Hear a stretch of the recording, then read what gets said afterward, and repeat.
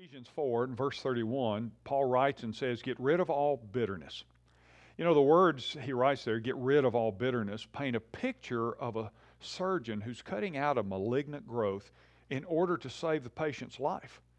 Another translation puts it this way, looking carefully lest any root of bitterness springing up cause trouble.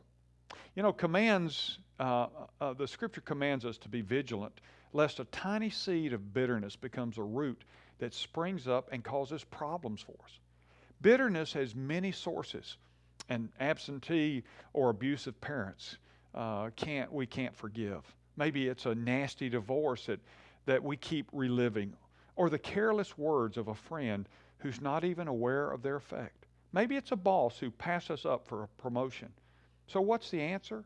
Well, forgive. Before the problem becomes embedded in your emotions and starts feeding off of those memories, forgive.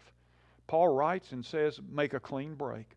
Forgive one another as quickly as Christ forgave you. That's Ephesians 4. And the sooner you do it, the better.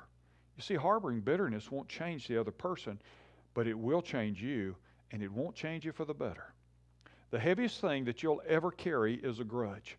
It'll make you a misery to be around because your driving desire will be to see the guilty party punished, especially when you or someone you love is the perceived victim.